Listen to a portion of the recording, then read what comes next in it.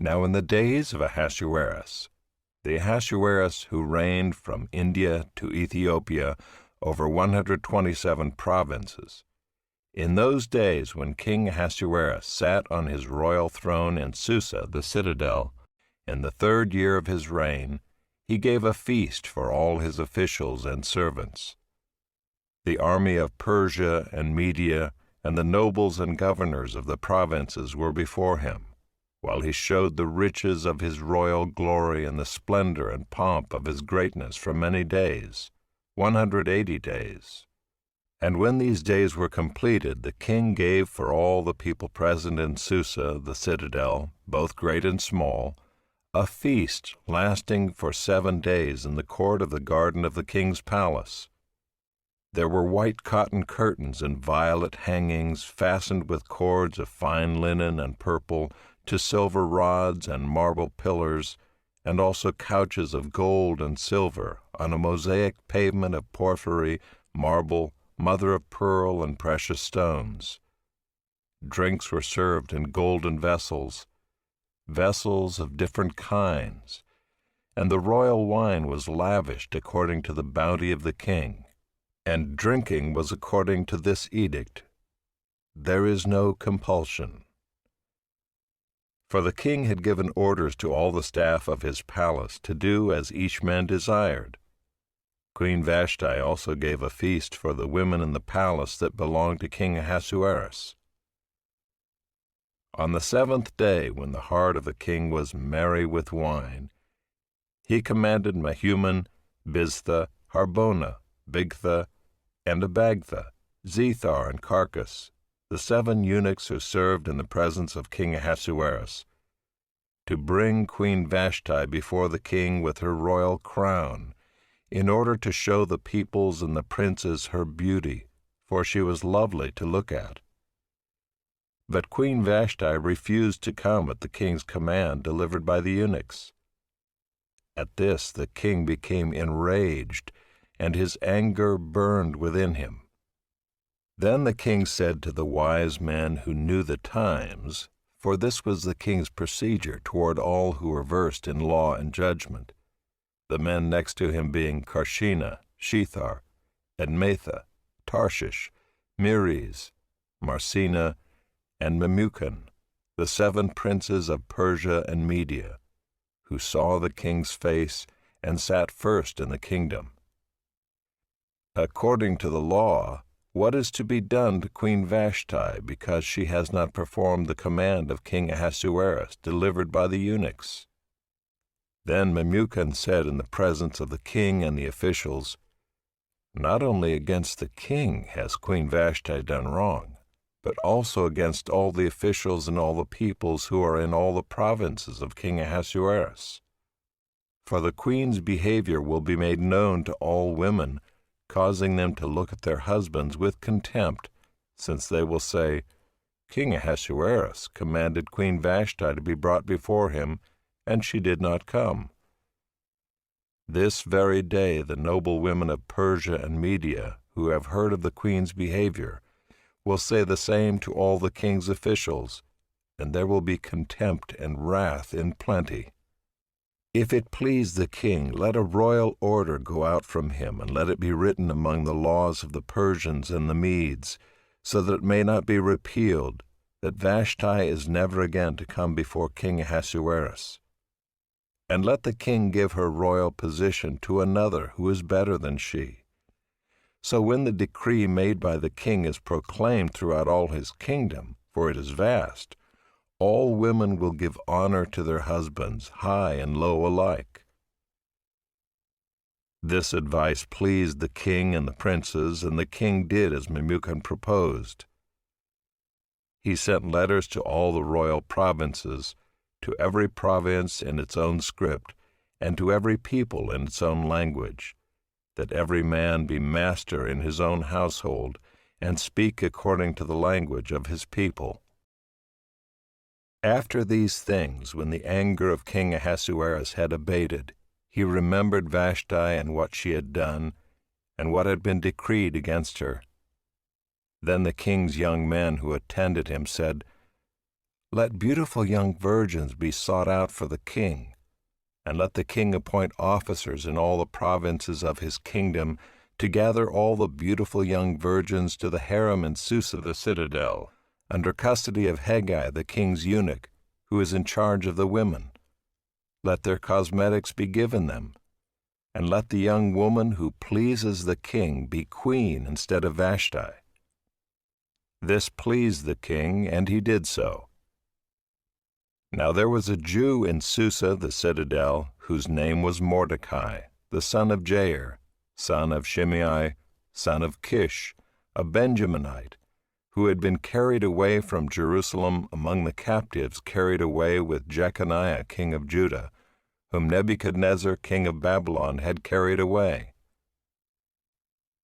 He was bringing up Hadassah, that is Esther, the daughter of his uncle, for she had neither father nor mother. The young woman had a beautiful figure and was lovely to look at, and when her father and her mother died, Mordecai took her as his own daughter.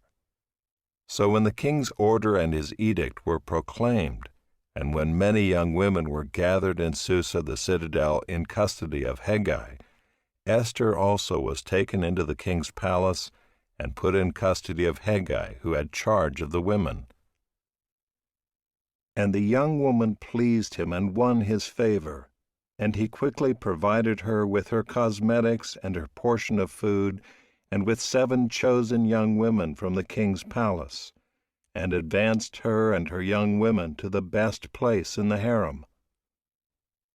Esther had not made known her people or kindred, for Mordecai had commanded her not to make it known. And every day Mordecai walked in front of the court of the harem to learn how Esther was and what was happening to her.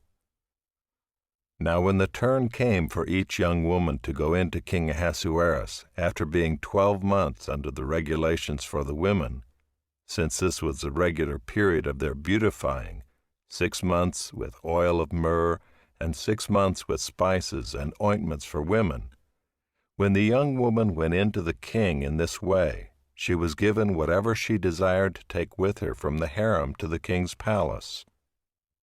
In the evening she would go in, and in the morning she would return to the second harem, in custody of Sheashgaz, the king's eunuch, who was in charge of the concubines. She would not go into the king again unless the king delighted in her and she was summoned by name. When the turn came for Esther, the daughter of Abihail, the uncle of Mordecai, who had taken her as his own daughter, to go into the king, she asked for nothing except what Hegai, the king's eunuch, who had charge of the women, advised. Now Esther was winning favor in the eyes of all who saw her. And when Esther was taken to King Ahasuerus into his royal palace, in the 10th month, which is the month of Tebeth, in the 7th year of his reign, the king loved Esther more than all the women, and she won grace and favor in his sight more than all the virgins, so that he set the royal crown on her head and made her queen instead of Vashti. Then the king gave a great feast for all his officials and servants. It was Esther's feast. He also granted a remission of taxes to the provinces and gave gifts with royal generosity. Now when the virgins were gathered together the second time, Mordecai was sitting at the king's gate. Esther had not made known her kindred or her people, as Mordecai had commanded her, for Esther obeyed Mordecai just as when she was brought up by him. In those days, as Mordecai was sitting at the king's gate, Bigthan and Teresh, 2 of the king's eunuchs, who guarded the threshold, became angry and sought to lay hands on King Ahasuerus. And this came to the knowledge of Mordecai, and he told it to Queen Esther, and Esther told the king in the name of Mordecai. When the affair was investigated and found to be so, the men were both hanged on the gallows, and it was recorded in the book of the Chronicles in the presence of the king. After these things, King Ahasuerus promoted Haman the Agagite, the son of Hammedatha, and advanced him and set his throne above all the officials who were with him. And all the king's servants who were at the king's gate bowed down and paid homage to Haman, for the king had so commanded concerning him. But Mordecai did not bow down or pay homage. Then the king's servants who were at the king's gate said to Mordecai, "Why do you transgress the king's command?" And when they spoke to him day after day, and he would not listen to them, they told Haman, in order to see whether Mordecai's words would stand, for he had told them that he was a Jew. And when Haman saw that Mordecai did not bow down or pay homage to him, Haman was filled with fury. But he disdained to lay hands on Mordecai alone. So as they had made known to him the people of Mordecai, Haman sought to destroy all the Jews, the people of Mordecai, throughout the whole kingdom of Ahasuerus. In the first month, which is the month of Nisan, in the 12th year of King Ahasuerus, they cast pur, that is, they cast lots, before Haman day after day. And they cast it month after month, till the 12th month, which is the month of Adar. Then Haman said to King Ahasuerus, "There is a certain people scattered abroad and dispersed among the peoples in all the provinces of your kingdom.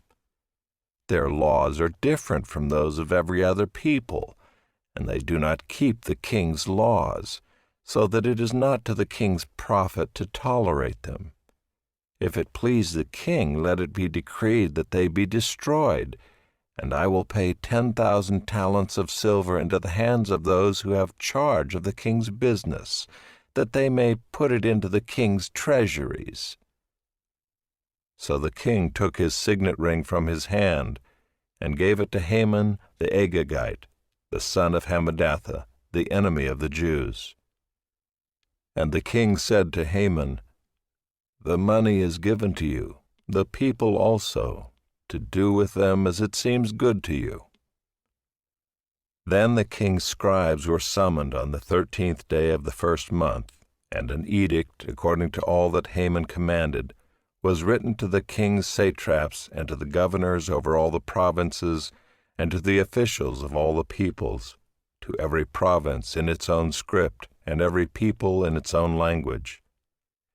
It was written in the name of King Ahasuerus, and sealed with the king's signet ring. Letters were sent by couriers to all the king's provinces, with instruction to destroy, to kill, and to annihilate all Jews, young and old, women and children, in one day, the 13th day of the 12th month, which is the month of Adar, and to plunder their goods. A copy of the document was to be issued as a decree in every province by proclamation to all the peoples to be ready for that day. The couriers went out hurriedly by order of the king, and the decree was issued in Susa the citadel. And the king and Haman sat down to drink, but the city of Susa was thrown into confusion. When Mordecai learned all that had been done, Mordecai tore his clothes and put on sackcloth and ashes, and went out into the midst of the city, and he cried out with a loud and bitter cry. He went up to the entrance of the king's gate, for no one was allowed to enter the king's gate clothed in sackcloth.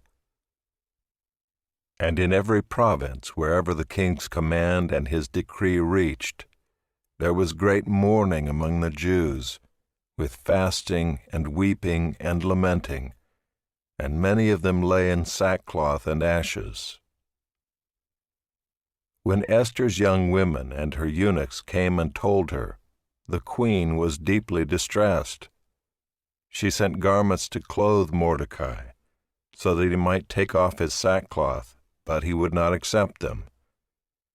Then Esther called for Hathach, one of the king's eunuchs who had been appointed to attend her, and ordered him to go to Mordecai to learn what this was and why it was. Hathach went out to Mordecai in the open square of the city in front of the king's gate, and Mordecai told him all that had happened to him, and the exact sum of money that Haman had promised to pay into the king's treasuries for the destruction of the Jews. Mordecai also gave him a copy of the written decree issued in Susa for their destruction, that he might show it to Esther and explain it to her and command her to go to the king to beg his favor and plead with him on behalf of her people.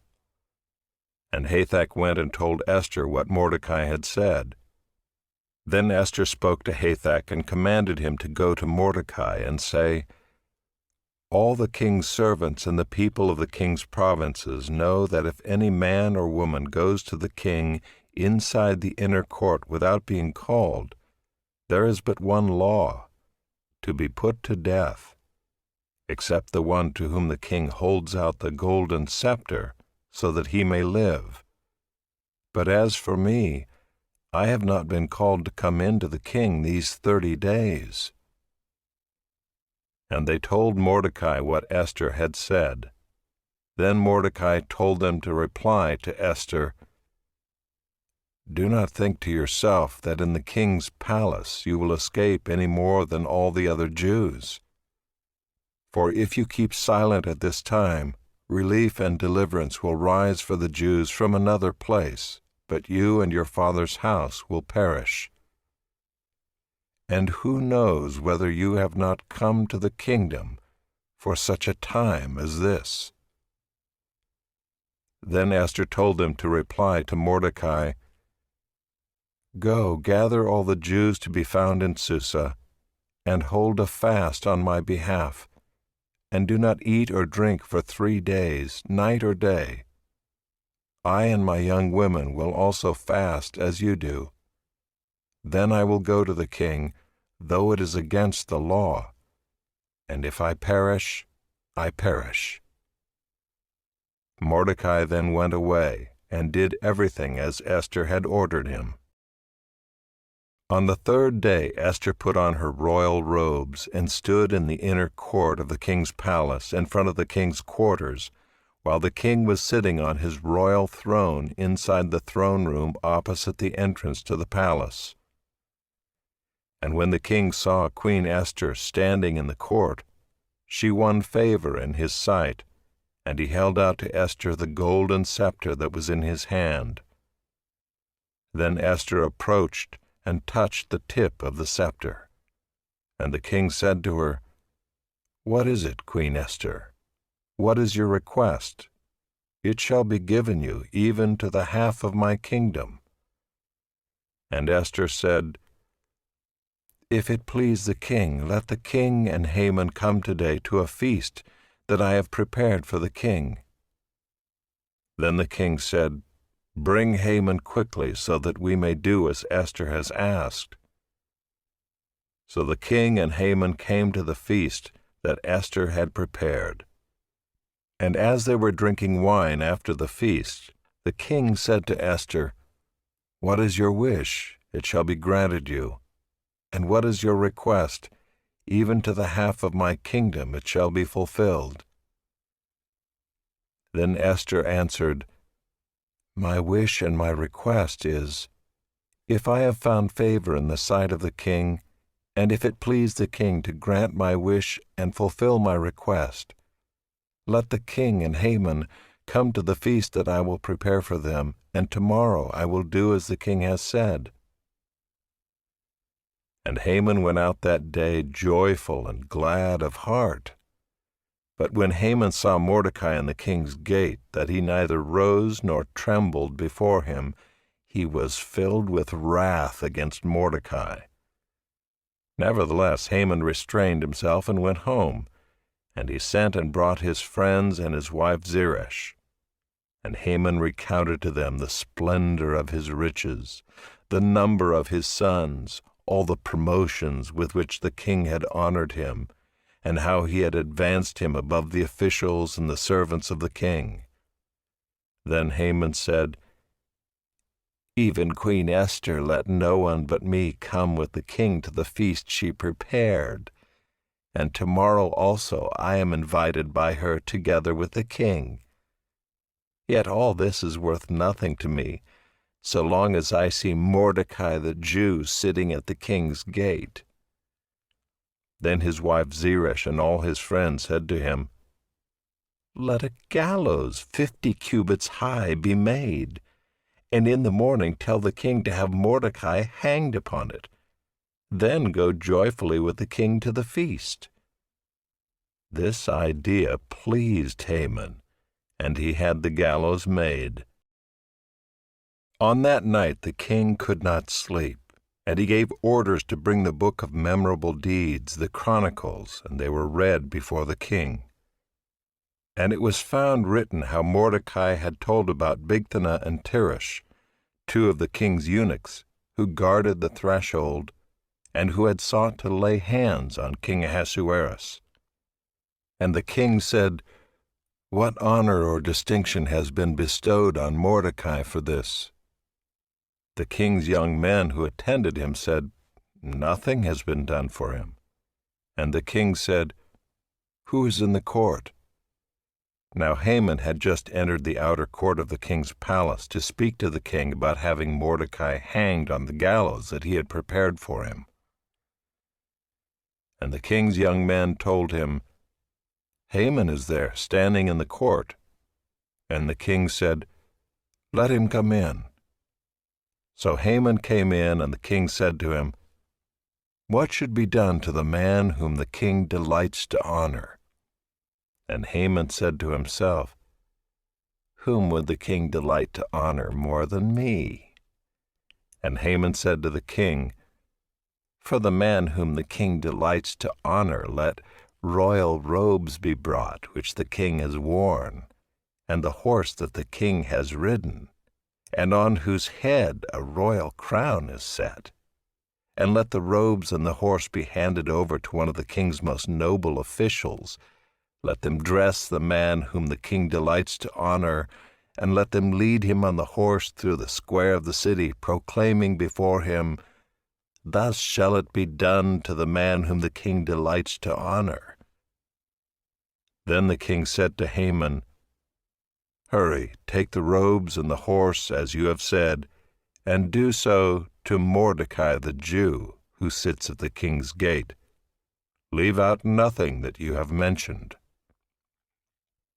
So Haman took the robes and the horse, and he dressed Mordecai and led him through the square of the city, proclaiming before him, "Thus shall it be done to the man whom the king delights to honor." Then Mordecai returned to the king's gate, but Haman hurried to his house, mourning and with his head covered. And Haman told his wife Zeresh and all his friends everything that had happened to him.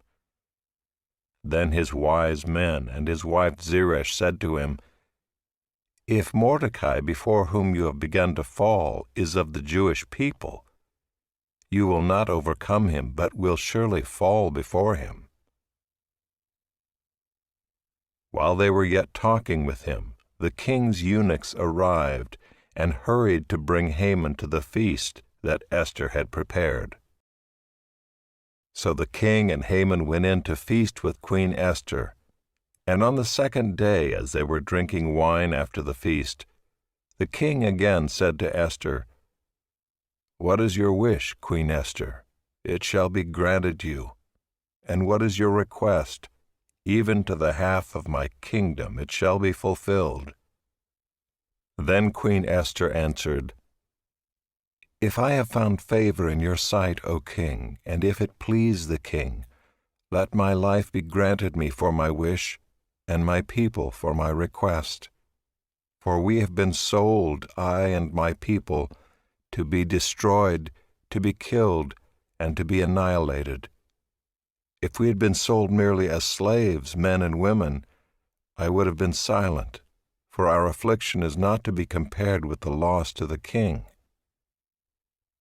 Then King Ahasuerus said to Queen Esther, "Who is he, and where is he, who has dared to do this?" And Esther said, "A foe and enemy, this wicked Haman." Then Haman was terrified before the king and the queen. And the king arose in his wrath from the wine drinking and went into the palace garden. But Haman stayed to beg for his life from Queen Esther, for he saw that harm was determined against him by the king. And the king returned from the palace garden to the place where they were drinking wine, as Haman was falling on the couch where Esther was. And the king said, "Will he even assault the queen in my presence, in my own house?" As the word left the mouth of the king, they covered Haman's face. Then Harbona, one of the eunuchs in attendance on the king, said, "Moreover, the gallows that Haman has prepared for Mordecai, whose word saved the king, is standing at Haman's house, 50 cubits high." And the king said, "Hang him on that." So they hanged Haman on the gallows that he had prepared for Mordecai. Then the wrath of the king abated.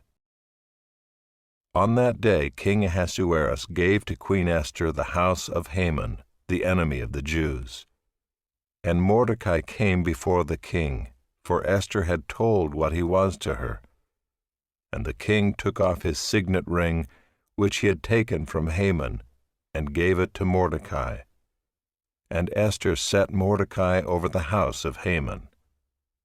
Then Esther spoke again to the king. She fell at his feet and wept and pleaded with him to avert the evil plan of Haman the Agagite and the plot that he had devised against the Jews. When the king held out the golden scepter to Esther, Esther rose and stood before the king, and she said, "If it please the king, and if I have found favor in his sight, and if the thing seems right before the king, and I am pleasing in his eyes, let an order be written to revoke the letters devised by Haman the Agagite, the son of Hammedatha, which he wrote to destroy the Jews who are in all the provinces of the king. For how can I bear to see the calamity that is coming to my people? Or how can I bear to see the destruction of my kindred?" Then King Ahasuerus said to Queen Esther and to Mordecai the Jew, "Behold, I have given Esther the house of Haman, and they have hanged him on the gallows because he intended to lay hands on the Jews. But you may write as you please with regard to the Jews, in the name of the king, and seal it with the king's ring. For an edict written in the name of the king and sealed with the king's ring cannot be revoked." The king's scribes were summoned at that time in the 3rd month, which is the month of Sivan, on the 23rd day. And an edict was written according to all that Mordecai commanded concerning the Jews, to the satraps and the governors and the officials of the provinces from India to Ethiopia, 127 provinces, to each province in its own script, and to each people in its own language, and also to the Jews in their script and their language. And he wrote in the name of King Ahasuerus, and sealed it with the king's signet ring. Then he sent the letters by mounted couriers riding on swift horses that were used in the king's service, bred from the royal stud, saying that the king allowed the Jews who were in every city to gather and defend their lives, to destroy, to kill, and to annihilate any armed force of any people or province that might attack them, children and women included, and to plunder their goods, on one day throughout all the provinces of King Ahasuerus, on the 13th day of the 12th month, which is the month of Adar. A copy of what was written was to be issued as a decree in every province, being publicly displayed to all peoples, and the Jews were to be ready on that day to take vengeance on their enemies. So the couriers, mounted on their swift horses that were used in the king's service, rode out hurriedly, urged by the king's command, and the decree was issued in Susa the citadel. Then Mordecai went out from the presence of the king in royal robes of blue and white, with a great golden crown and a robe of fine linen and purple, and the city of Susa shouted and rejoiced. The Jews had light and gladness and joy and honor. And in every province and in every city, wherever the king's command and his edict reached, there was gladness and joy among the Jews, a feast and a holiday, and many from the peoples of the country declared themselves Jews, for fear of the Jews had fallen on them. Now in the 12th month, which is the month of Adar, on the 13th day of the same, when the king's command and edict were about to be carried out, on the very day when the enemies of the Jews hoped to gain the mastery over them, the reverse occurred. The Jews gained mastery over those who hated them. The Jews gathered in their cities throughout all the provinces of King Ahasuerus to lay hands on those who sought their harm. And no one could stand against them, for the fear of them had fallen on all peoples. All the officials of the provinces and the satraps and the governors and the royal agents also helped the Jews, for the fear of Mordecai had fallen on them. For Mordecai was great in the king's house, and his fame spread throughout all the provinces, for the man Mordecai grew more and more powerful. The Jews struck all their enemies with the sword, killing and destroying them, and did as they pleased to those who hated them. In Susa, the citadel itself, the Jews killed and destroyed 500 men, and also killed Parshandatha and Dalphon, and Aspatha, and Poratha, and Adalia, and Aridatha, and Parmashta, and Arasai, and Aradai, and Vaisatha, the 10 sons of Haman the son of Hammedatha, the enemy of the Jews. But they laid no hand on the plunder. That very day the number of those killed in Susa the citadel was reported to the king. And the king said to Queen Esther, "In Susa the citadel the Jews have killed and destroyed 500 men, and also the 10 sons of Haman. What then have they done in the rest of the king's provinces? Now what is your wish? It shall be granted you. And what further is your request? It shall be fulfilled." And Esther said, "If it please the king, let the Jews who are in Susa be allowed tomorrow also to do according to this day's edict, and let the 10 sons of Haman be hanged on the gallows." So the king commanded this to be done. A decree was issued in Susa, and the 10 sons of Haman were hanged. The Jews who were in Susa gathered also on the 14th day of the month of Adar, and they killed 300 men in Susa, but they laid no hands on the plunder. Now the rest of the Jews who were in the king's provinces also gathered to defend their lives and got relief from their enemies, and killed 75,000 of those who hated them, but they laid no hands on the plunder. This was on the 13th day of the month of Adar, and on the 14th day they rested and made that a day of feasting and gladness. But the Jews who were in Susa gathered on the 13th day and on the 14th, and rested on the 15th day, making that a day of feasting and gladness. Therefore the Jews of the villages who live in the rural towns hold the 14th day of the month of Adar as a day for gladness and feasting, as a holiday, and as a day on which they send gifts of food to one another. And Mordecai recorded these things and sent letters to all the Jews who were in all the provinces of King Ahasuerus, both near and far, obliging them to keep the 14th day of the month Adar and also the 15th day of the same, year by year, as the days on which the Jews got relief from their enemies, and as the month that had been turned for them from sorrow into gladness, and from mourning into a holiday, that they should make them days of feasting and gladness, days for sending gifts of food to one another, and gifts to the poor. So the Jews accepted what they had started to do and what Mordecai had written to them. For Haman the Agagite, the son of Hammedatha, the enemy of all the Jews, had plotted against the Jews to destroy them, and had cast pur, that is, cast lots, to crush and to destroy them. But when it came before the king, he gave orders in writing that his evil plan that he had devised against the Jews should return on his own head, and that he and his sons should be hanged on the gallows. Therefore they called these days Purim, after the term pur.